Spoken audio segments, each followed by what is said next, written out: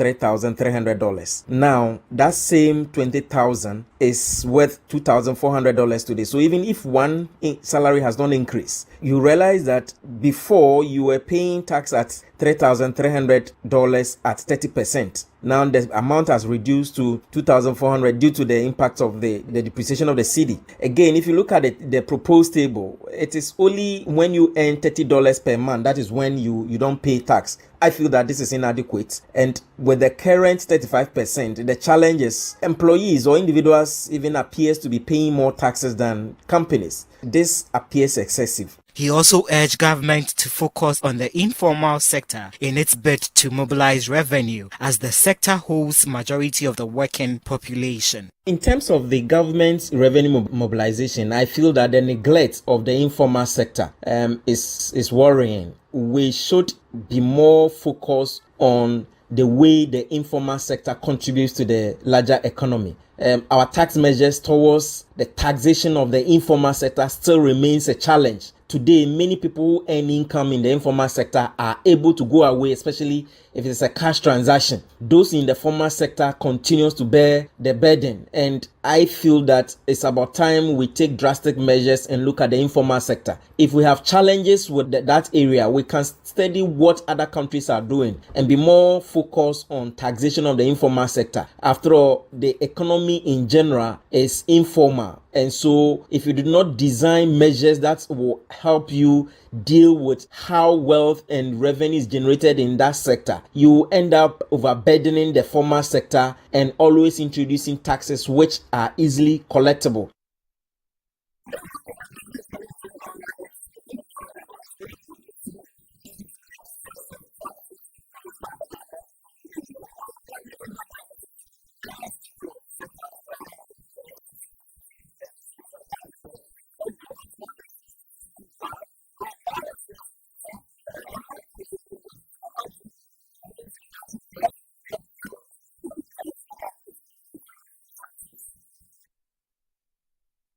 Several businesses in Ghana are still not out of the woods from the aftershocks of COVID-19 in 2020, the free fall of the cedi in the last quarter of 2022, and high inflation.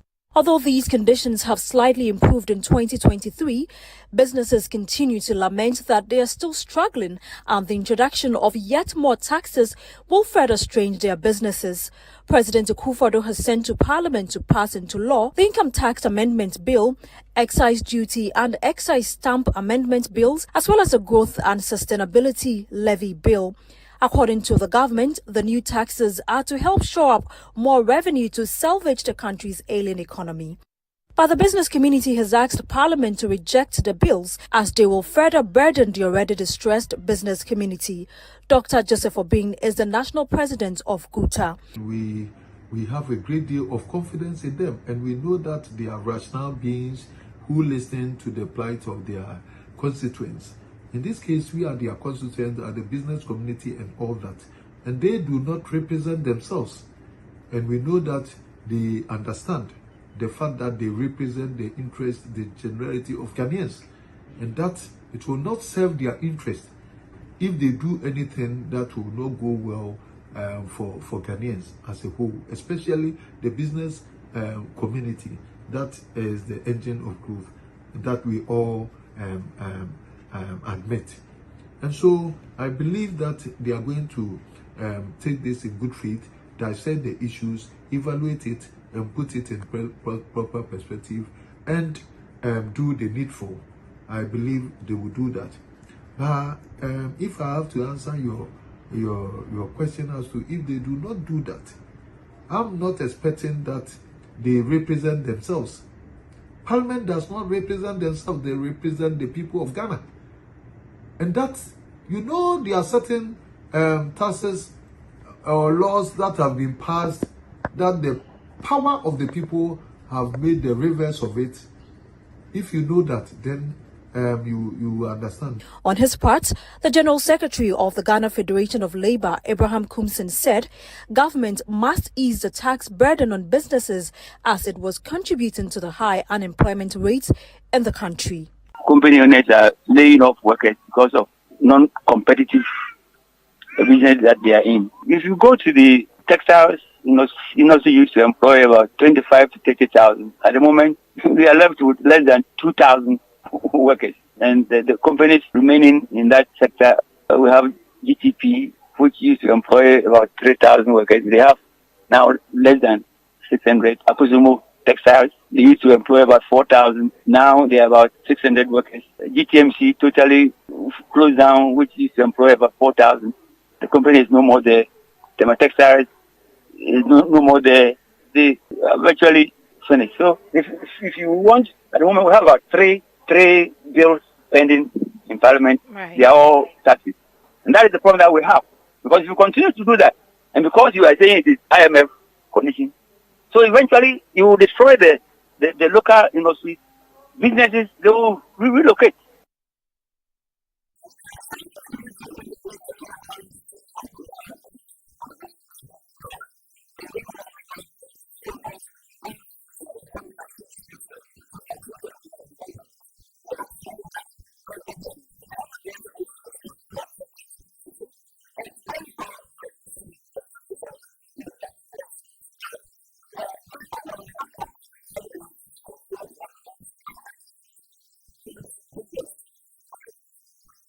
As the capital city of the Sicilian region of Italy, with a population of over 600,000, Palermo also has a large Ghanaian community numbering over 2,000 population.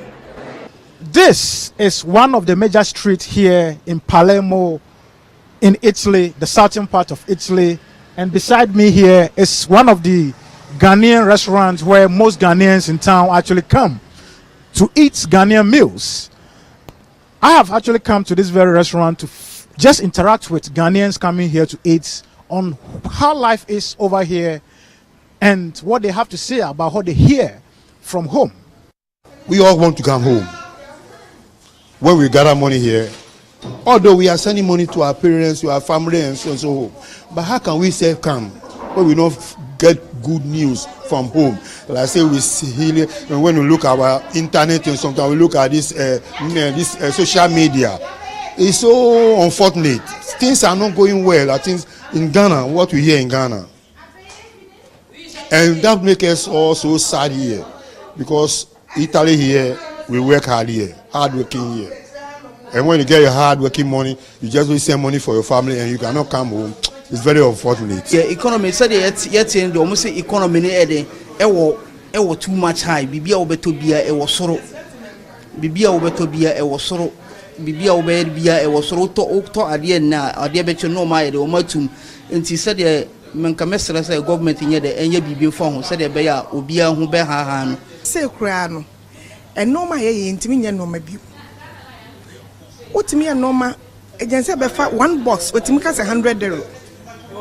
Na 100 no man kwa esa bisa wo koton a anasa wo de koma wo medu afa so be na wo sesa wo de ko wo ka wo se eye Ghana port sika ye baji wo mu se sika na dia na mo de ye oman no e wo se mo ye nyina ya adwen ye pe so na corruption bebre na ekoso no emwa because sika na mo je wo port sign na eko oman nim eko office Roma bibie to afa post office enti media meka ne se aban no o se mo gina ne ehu se support no post office no so this can for enkofo obi nsem be sika no ukotuama we na de call office we ansa aban ni benya bi na sika no ketua bi na ba akofo amen enti yasra mo ba bi anwe krom ha no ma ye den me ba krom na anwa ye €1.50 so €1.20 and na anwa ye €3 enti sane Ghana ye den sana ha ye den but ha no eno ma bi ewo from kakrade but sane no ma from se empany from to no ma ya sanso na Ghana be yi. I therefore set out to the street of Palermo to speak to some Ghanaians and those busily trading. Bene grazie, non compromi niente. Io posso Ghana ndi se dis kana ofia on dis kana do. Aso ye bre, hwe se awo bebrebe ya me timu pa. Me twan de hwe gwa mo hwe. Se de mesi ahye mo beka se yi. Enti no se de e koso Ghana ndi anu ojen. Enti o mo hwe no mo nya bibi eye maye. Se ye container na se de ko Ghana na ye kwa ko yi a. Duty no anu ojen. Omampani, Omodia, so much youth, why in here my yen, said a bay, waiting near my back. If only near my petrol, some so normal to never be so my later, which are for so normal so. And yet, Omakuma told me, said the BA walk to near Jumaya, has no more calling yes, as I near she had said, Nutty Cranny, she can't go to pay for the money, a man for by a near shop for 4 years to me refuge. Obi from a crown power, so US out to me, Boami, no mamma, the papa yare, Baoniska, a Juma Mukra, Juma companies be brave, a good. Inti Sabani Sana, am I answer walk on to Mono? Yeah, because you're just in the new Maya Cosu or Yankasa, your chrome crump. Yeah, dimpo say Yankasa, let me go back to your chrome. Because what that crowd to mean that. The president of the Ghanaian community in Palermo told me what he's doing to support Ghanaians living in the city. Any problem that is having, any immigrant is having, when he comes here, we have the solution from the stay permits to residence and then also to citizenship. Anything that an immigrant wants to have, when you come here to my office, as the chairman of the Ghana Association, I saw that there was a need to open this office to help the community. And I've opened this committee since 2 years, and it's been quite impressive that we've gotten the results. We've been able to get many solutions to much of the problems that the community is facing.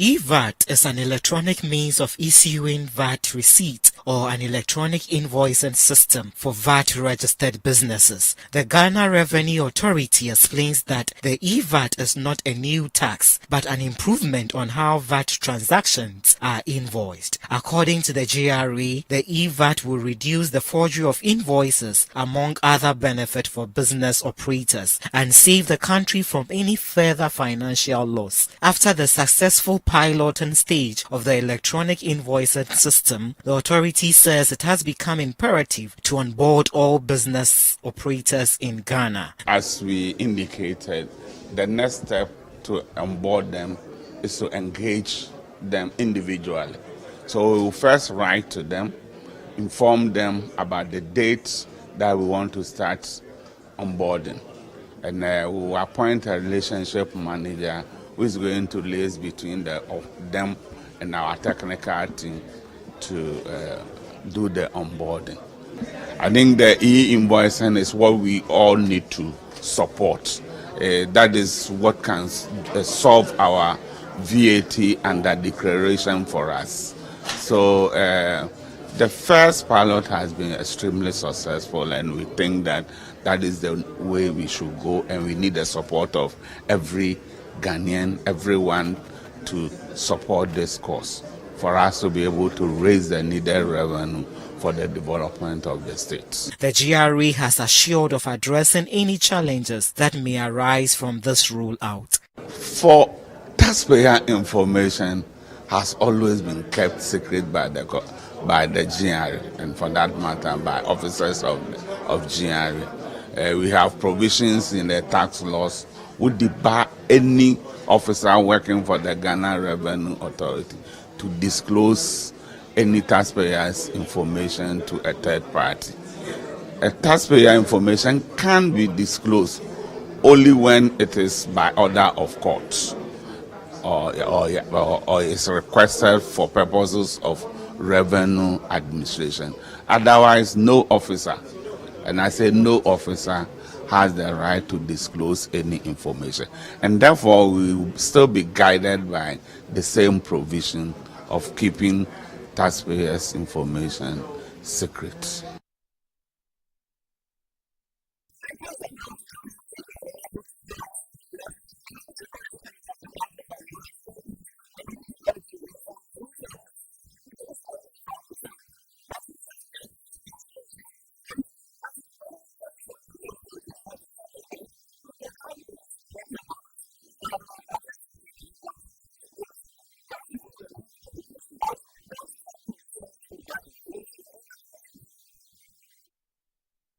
The announcement of the increase in the monetary policy rate by 150 points from 28% in January 2023 to 29.5% in March 2023 came at the end of the 111th Monetary Policy Committee meetings. The rate, which is of keen interest to businesses, does not only signal the rate at which the central bank will lend to commercial banks, it also subsequently influences average lending rate on loans to individuals and businesses. Cumulatively, the policy rate hikes by the central bank since November last year comes to some 1,400 basis points. In his address to the media, Governor of the Central Bank, Dr. Ernest Addison, noted that there are still concerns about the inflation rate, hence the need to increase the policy rate. The increase in the policy rate means the cost of credit will continue to remain high, affecting household spending and private sector growth. Already, average lending rates shot up marginally to 36.64% in February 2023 from 35.58% recorded in December 2022. Per data from the latest Bank of Ghana's Summary of Economic and Financial Data for 2023, this is equivalent to 3.02% interest rate on loans per month. Reacting to the hike in the rate, economist Dr. Patrick Esumi expressed surprise at the BOG's decision. There is certainly more to be done to fight the inflation because even though we've seen marginal decline, the inflation is still way higher than what is in the medium-term target. So I would have expected that once we've seen that the previous round of increase are beginning to kick in, we should probably hold on a little bit. So yeah, what he's saying might be true, but it's still a little bit surprising. Don't forget that there are two risks they are trying to balance.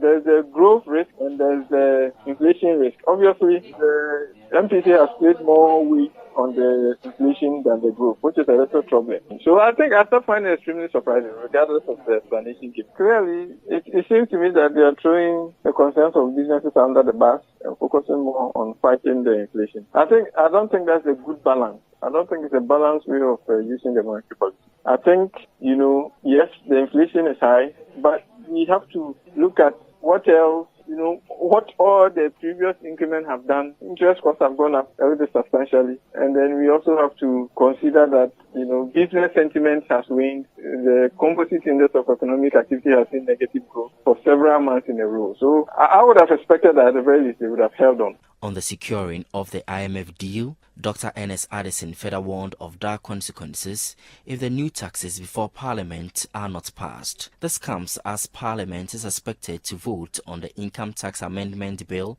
Excise Duty and Excise Tax Stamp Amendment Bills, as well as the Growth and Sustainability Levy Bill.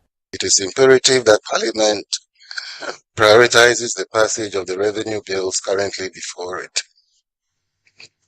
Under the staff-level agreement with the IMF, the Bank of Ghana and the Ministry of Finance have finalized a memorandum of understanding on zero financing to the budget, which will be signed shortly. The passage of the relevant revenue bills by Parliament will therefore conclude the required prior actions to advance Ghana's program to the IMF Executive Board. This will be critical in resetting the economy on the path of recovery, including putting it firmly on a disinflation path and sustained growth.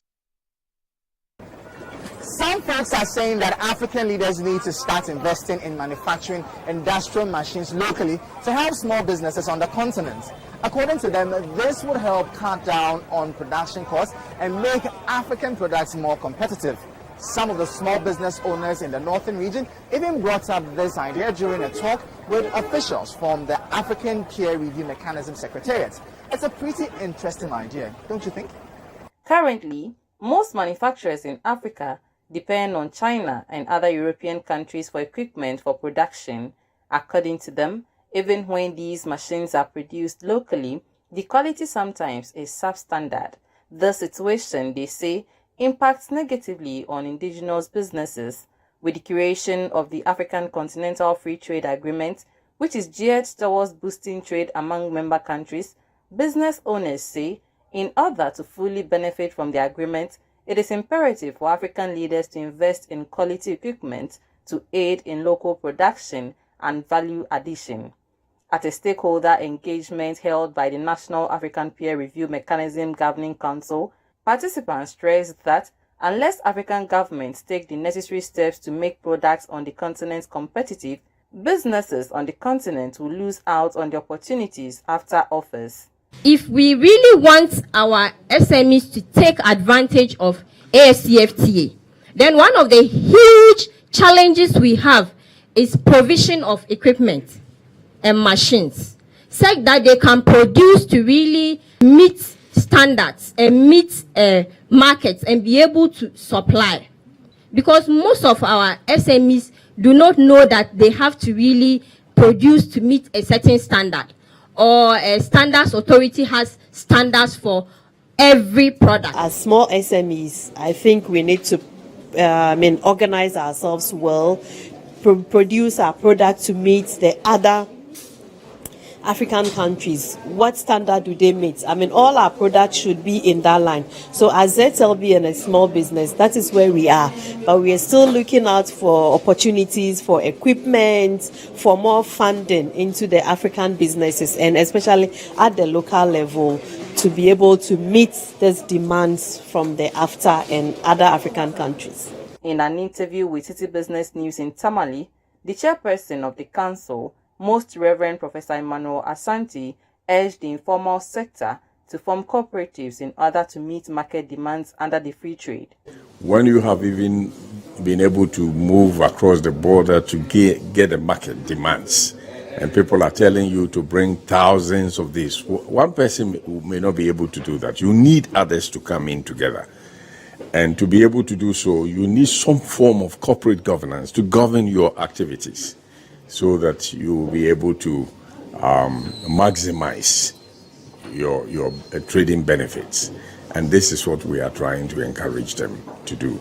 The challenges that we have raised, you remember we were talking about APROTEC. What are we doing about our people who have the capacity, the technical people who can also produce, farm implements and trading implements, other things that can be used? In the past, we were doing that, but we keep on saying standards. Yes, international standards will demand something good. We will hope that our report will encourage government to look into that aspect, so that our people will be able to produce the kinds of things that we need to be able to produce things that will be up to standard. According to the Monitoring and Evaluation Officer at the African Peer Review Mechanism, Peter Kwatesige, the concerns of the informal sector on value addition is critical, and the Council will ensure that these concerns are included in their report to the President. Stakeholders were mentioning issues to do with the value addition, especially in the informal sector. These are so critical issues, especially if we want to tap into the benefits of the CFTA.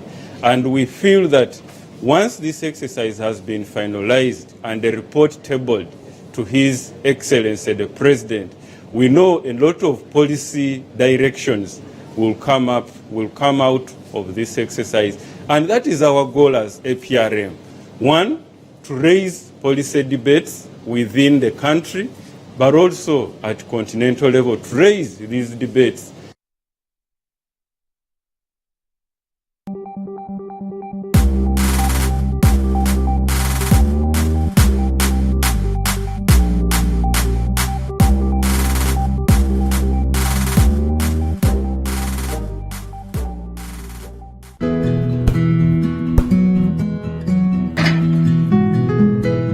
Is the neighborhood I'm having my twins. The very reason why I took it for us. See, the price is very good and it's spacious to contain all of us. Alphabet City. Now I'm a landlord. I don't pay rent. And my Airbnb business is booming. To me, Pamini, bank and I'm in Alphabet City. The pension pay me 20%. The payment plan, I want to share my man. Just very smooth. This is a healthy place to raise our families and creating peace. Come on, be my neighbor. Alphabet City, the ABC of home sweet home.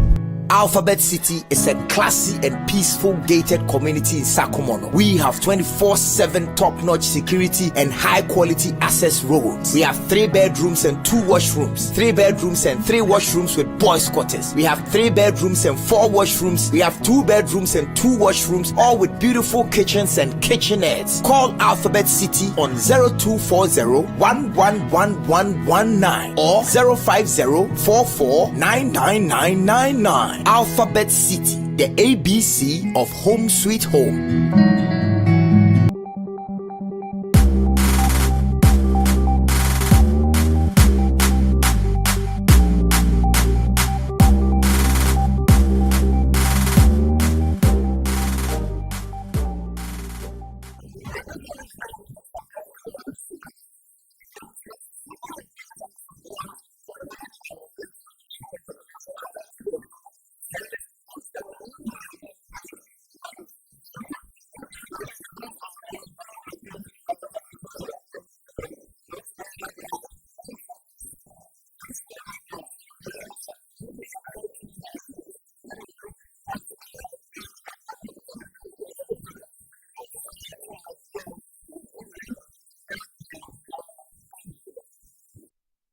Over 2,000 girls selected from some junior and senior high schools in the Bono region have been trained in innovation and entrepreneurship. The training under the Bono Chainmakers Initiative is aimed at empowering young females in the region to be innovative and also have entrepreneurship mindset to help address gender equality. It was also to empower the girls to be problem solvers in their respective communities. The Bono Regional Minister, Justin Osubanahine, commended Inspinet for empowering the girls in innovation and entrepreneurship. I am reliably informed that the Girl Child Entrepreneurship Program has its objective, amongst others, to offer hope, motivation, and build confidence of young girls in schools with the aim of changing your mindsets to become more innovative and entrepreneurial. I am further informed that the Inspinet Foundation, in collaboration with Danish NGO Civil Connection since February 2022, has trained a substantial number of girls from 2 senior high schools and 2 junior high schools in the Bono region, and has established entrepreneurial hubs in all of these schools to encourage and empower you to take up entrepreneurial opportunities in your communities, which will go a long way to help alleviate poverty in our region. Indeed, empowering these girls means bridging the gender inequality gap, which is integral to the 2030 Agenda for Sustainable Development Goal 5, thus achieve gender equality and empower all women and girls. Communication Officer of Inspinet, Gloria Kafu-Bribi, spoke to the news team about the project and what it seeks to achieve. So the main reason for this project is to change mindsets towards innovation. So we want young kids, as they are growing up, to have that mindset that they could solve problems within their vicinity that could turn into a job opportunity for them. So that's basically our reason for organizing this project and organizing this program as well. Some of the girls who benefited from the training have been sharing with City News projects they will be undertaking in their respective communities. When I look around, in most places in the towns, like Brokun for example, there are many bottles that people throw away, sachet rubbers that people throw away. I've learned how to use sachet rubbers to make raincoats, learned how to use bottles to make chairs. First of all, we learned that we can become problem solvers, making it in an economical way, thereby becoming entrepreneurs. Also, we can identify the problems are so many in our vicinity, especially where I come from, Kumasi, Santase. There is waste management problem. People don't know how to manage their waste in their vicinity. So it's just a matter of teaching them how to recycle waste. Or nevertheless, they're segregating their waste so that we can sell the plastic waste to those who recycle the plastic waste.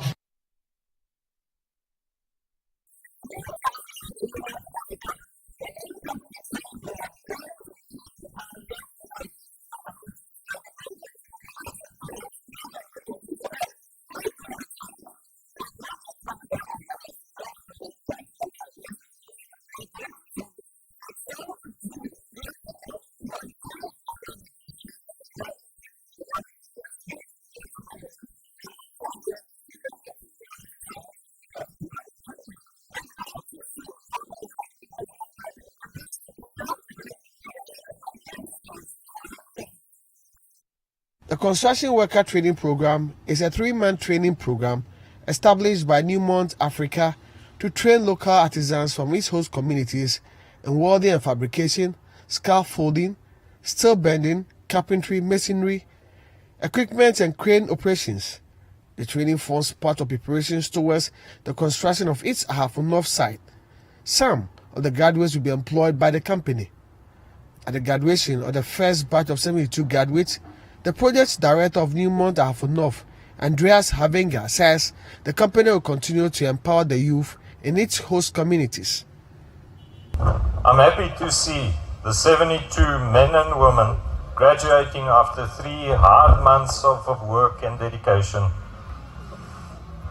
with our partners and contractors in welding and fabrication, scaffolding, carpentry, and 42 who are preparing to start their training in carpentry, masonry by the end of this month. As you are all aware, we established this training program to train our local artisans from our host communities to enhance the capacity to meet the standards and the requirements and the approved certifications for delivering the work and future work opportunities within the extractive industry. After 3 months of dedication, continuous learning and commitment, our 72 trainings have completed their training successfully and are ready for the job market. Hope that when the Ahafo North project begins construction, we will source skills from these graduates and graduates who are well trained and equipped to support our project. This milestone is significant for us, our organization, and forms part of our effort to create value for our shareholders. Some of the graduates spoke to the news team about the prospects of the training. But so maybe she is still bending. Normally, Ghana, and yet, I know who is saying me made my bats. Ni monta daruma. O say they be akwa mukasa de be ma betina ye no. Oba su betina ye ntini monta daruma. Me so machine still bending. Me nyam certificate, MVTI plus mencom certificate. Ebe bo me bebre me ko baby a eno kwa me ya ba no kampo no. Some look up at more baby cry. Member ebe bo me bebre ma manya adwuma simple cry. Me pa cho me gusuya still bending na said the entity no ama mehu nsanu djuma na de chichira odin se madwuma yem bibia mu no ebeboa me pa serbe ya bitimenya nkoso nti me so me ho ye de esua ya manya nsanu djuma still bending iron rods ho adwuma e de bebo ye bra mission wedding and fabrication and for so de bebra me say manya me seti metimi de anya adwuma aye e de abo me bra mfaso e de bebre me no anya adwuma me a metimi de abie me shop bi a metimi de aye adwuma abo me family. Another batch of 42 youth will be trained in the next 3 months. Let's now talk about the Development Bank Ghana. As the institution says, it really wants to improve things so that the economy can be more resilient. They think all sectors of the economy, including agriculture, need to be involved in this effort to help grow things. The Deputy CEO of DBG, Mike Mensah, talked about this at a Development Finance Dialogue series in Accra. He said that the bank is ready to create a financial system that will help women and young entrepreneurs grow and succeed. The current economic challenges that confront the country demands innovative ways of doing business across all spheres of the economy, and the role of development financing cannot be underestimated to promote and finance MSMEs and exports, especially in agricultural value chains. Development banks remain vital. Speaking at the DBG-UGBS Development Finance Dialogue Series in Accra, the Deputy Chief Executive Officer of the Development Bank Ghana, Michael Mensah, assured of the bank's preparedness in building a financial ecosystem that inspire women and young entrepreneurs towards inclusive growth. We know that to create economic resilience and accelerate social mobility, we must champion the role of knowledge, innovation, and to be able to measure the impact of our interventions. At DBG, we often speak about the need to make an impact. So here are a few of our key interventions we will deploy to enable us to make an impact. DBG will increase the availability of long-term funding through debt financing, equity financing, and guarantee products to critical industry sectors that have a strong potential to transform our economy, namely the agribusiness, manufacturing, ICT, and value services. We have already invested up to 300 million cedis since we were launched last year. We have also committed 500 million cedis of long-term funding to be invested in the maize, soybean, rice, and poultry value chain in the next 12 to 18 months. This intervention is to enhance food security in Ghana. In addition to providing funding, we'll be complementing our funding with providing customized capacity building to local businesses in the sector of interest. Meanwhile, an associate professor at the University of Ghana Business School, Professor Vera Fiado, is urging stakeholders to leverage on development financing to address the structural gaps in the financial market. Our markets are not really structured to provide us with the needed, access to finance that you see in developed economies, because they're the private sector market in terms of capital markets. They work quite efficiently, so they always evolve and come up with products. In our case, we have a lot of catching up to do. So what is really happening then is that we are not there yet, and so development finance is more like trying to bridge the gap, because normally there's private funding, then there's public funding. Development finance is trying to straddle the two, provide long-term capital, but at the same time not work from a purely private perspective, in the sense that it's not chasing just profitability in terms of return, some of which don't necessarily yield profitability, but would form the bedrock on which we can ride to then get to the point of profitability. So if we could harness development finance adequately, then we will get to the point where we'll be able to, develop the various markets that will speak to both the separate public sector needs in terms of welfare, etc., and also speak to the private sector need for profitability.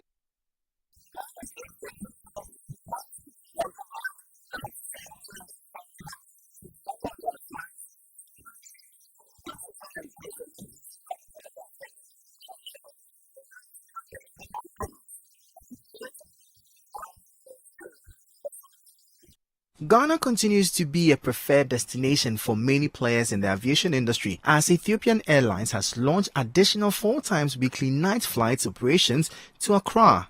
Ethiopian Airlines already operates daily flights from Addis Ababa to Accra, and this new night flights will complement its regular midday flights, making the airline the largest operator by frequency, that is, 11 times per week, servicing Kotoka International Airport. Speaking at the launch of the flight, country manager for Ethiopian Airlines Ghana, Sierra Leone and Liberia, Anile Eshetu, stated that the move is part of efforts towards connecting the various countries on the continent. As you know, and as I mentioned during the addressing speech, Ethiopian Airlines has been in Ghana for more than 6 decades, uninterrupted service for 63 years. So this is a continuation of our commitment to serve Africa, to connect Africa together and to the rest of the world. So what makes these new evening flights different is that these evening flights will enable the traveling public to travel with more convenience and time efficiency, in a sense that a passenger departing from Accra in the evening will be same-day connected to anywhere in Africa. Business travelers especially, they will not be laying over in Addis, rather directly connect to African cities. So direct to same day to Africa, Dubai, Middle East, the whole of Middle East, Mumbai, Delhi, Tel Aviv. These are the immediate connections that we are bringing through these new flights. Meanwhile, speaking at the same event, Deputy Minister of Trade, Frederick Obeng Adum, described the additional flight as a major boost to the African Continental Free Trade Area Agreement. With the introduction of the night flight services to Accra, Ethiopian Airlines has increased its frequency from 7 flights to 11 in a week. The additional flight will be operated on Monday, Tuesdays and Thursdays and Fridays. The airline will offer customers more convenient options to enjoy immediate connectivity to its intra-Africa network to foster trade and tourism and the continent. It is in no doubt that in achievement of African Continental Free Trade Area, thereafter, Ethiopian Airlines stands tall when it comes to connecting the countries on the continent and bringing tourism and trade closer to the people.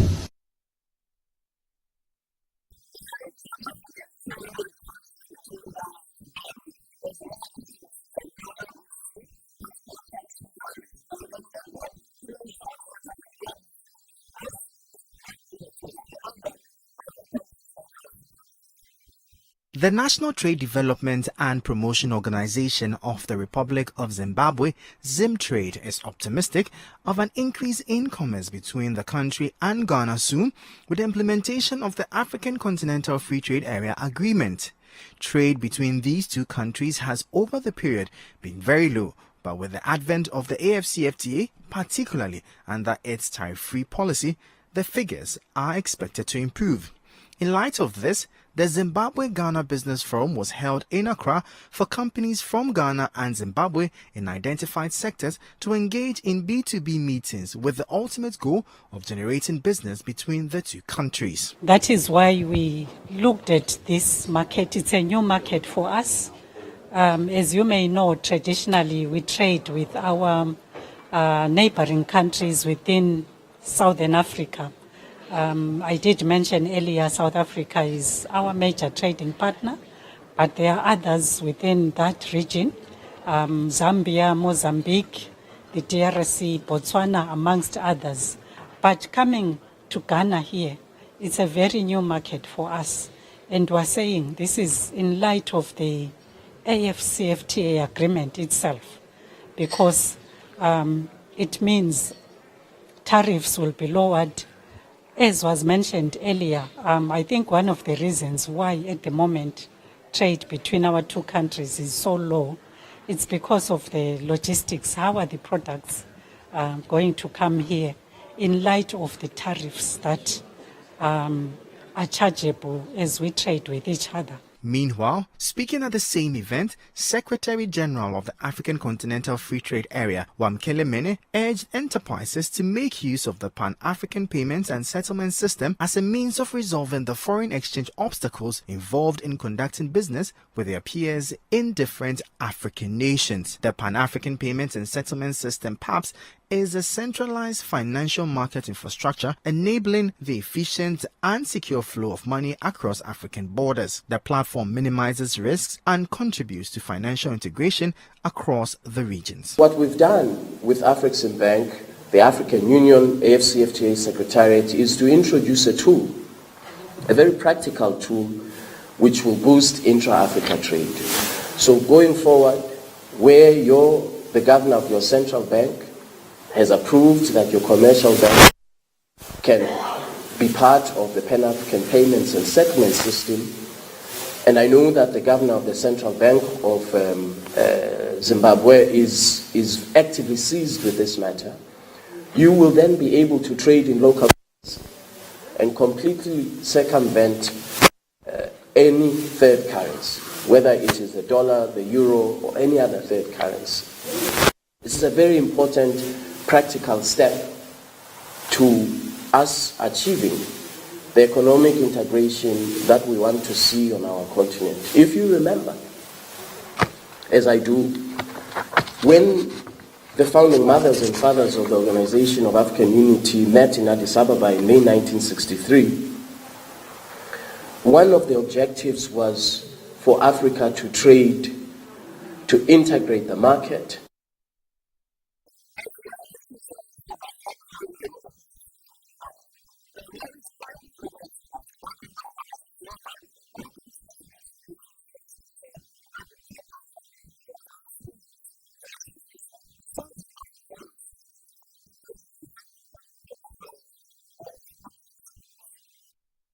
According to the bank, this move has risen due to the upsurge in the number of worn-out currencies in circulation. The bank noted that the local currency was a great symbol of the country, and efforts to preserve its quality and cleanliness must be prioritized by all. Addressing the press on how to preserve the currency as part of events marking Ghana Month in March, Director of Currency Management at the Bank of Ghana, Dominic Owusu, noted that this will help market the country. When banknotes are worn out, it is not even possible to distinguish between a genuine note and a counterfeit note when they are worn out. So if we leave all banknotes in circulation that are worn out, we will not even be able to screen or examine or sort them. So because of that, not only Bank of Ghana, throughout the world, timely removal of unfit banknotes or worn out notes from circulation is one of the objectives of the central bank. Central bank, through its engagement with its stakeholders, continue to do education. We have an educational committee. We go around. When we are issuing banknotes, we have flyers going around that we try to educate the public. So I think that as we celebrate the Ghana month, let's do ourselves a lot of good to educate the public on how to keep the currency. And as I've said, it is the business card you have. It is the only thing that everybody has. When somebody wants to know Ghana and they come into the country, the first time they get in contact with is the currency. So help us to market Ghana by keeping the currency clean. Dominic Owusu also cautioned against the use of the currency, especially the cedi notes, in making bouquets and hampers. He stated it's because it's illegal. We see people using the currency for bouquets, using the currency, and then sometimes when they want to do presentations, they use the currency to do designs in baskets, hampers. It is against the Bank of Ghana policy. You should know that the currency is issued by the central bank and is a legal tender and is only supposed to be used as a medium of exchange. As a medium of exchange. So please, I want to encourage the public, those who are doing it, should desist from doing it. It is not in line with the policy, so you must stop. A capital S-T-O-P. Please stop. If you want to give a present, go and buy a gift and give it. Don't go and take the currency and do bouquets and whatever it is. And then sometimes when you do that, you are defacing the currency. Following reports on social media that the bank is working to introduce some coins, especially the 500 Ghana cedi coin, the Bank of Ghana debunked the reports, insisting that it has no immediate plans of issuing higher denominations for circulation. Anytime there is a currency issuance or currency change, Bank of Ghana will come out with appropriate press release from the central bank to inform the public. In recent times, we have seen social media, and sometimes you see designs of currencies that are put on the social media. We saw recently that Bank of Ghana was going to issue a 500 cedi coin. Bank of Ghana has not issued any press release on this. So please, it is not true.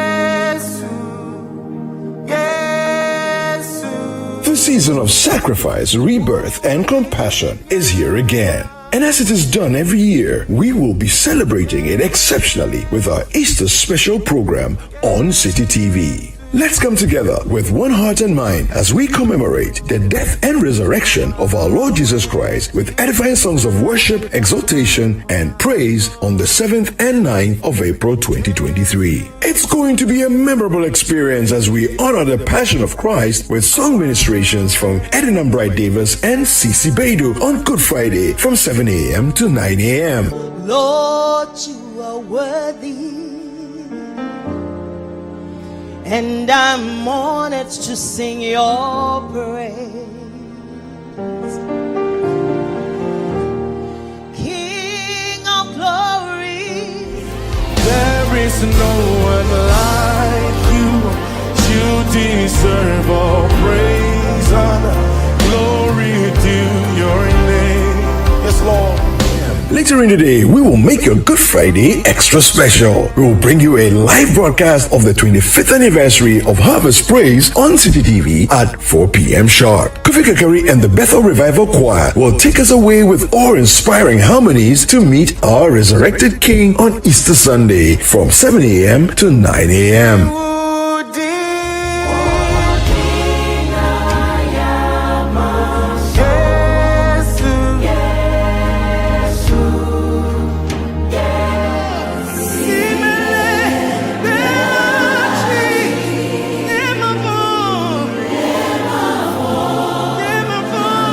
Stay tuned to City TV on Good Friday and Easter Sunday for the Easter special and be blessed. City TV, it's definitely your world this Easter.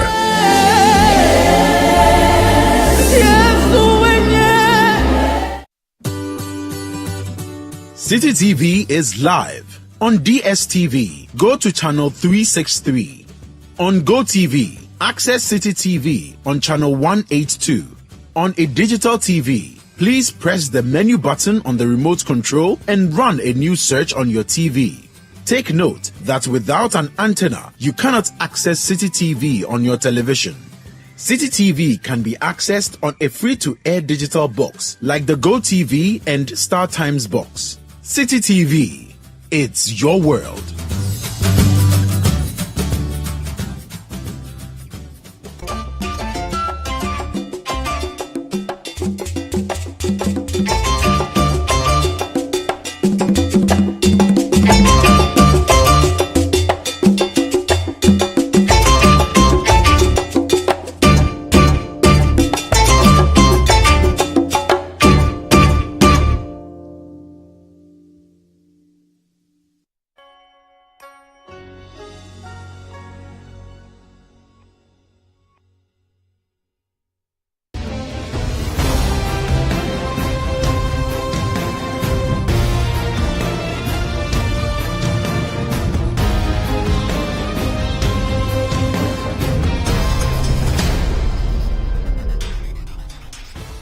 Hello, welcome to Footprint.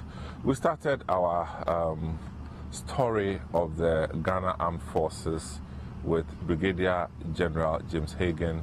We have been on a journey talking about the history of the Ghana Armed Forces for the past weeks, if you've been watching.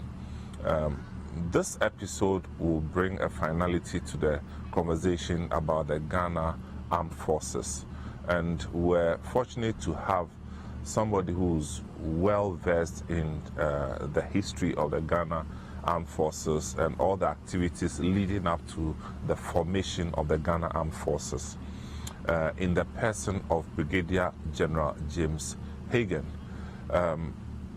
On this episode, we still will have him here to take us to the next steps of the formation and the progress made by the Ghana Armed Forces.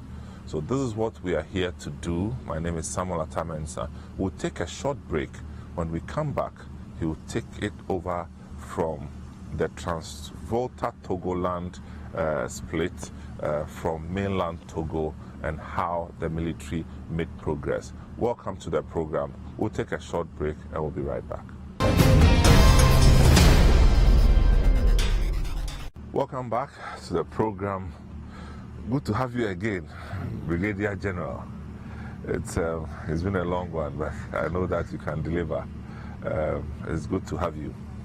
So again, in the last episode, you took us through the ranks and the sequence of the ranks in the military, which was very educative. But in telling the story of the military, we had gotten to the point of all the things that happened with the Germans' involvement and the French involvement and all that. So this will take us to, say, 1916 thereafter.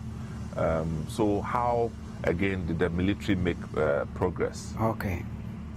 I've already told you about the Cameroon campaigns in 1916. Yeah. Where we had battle runners Douala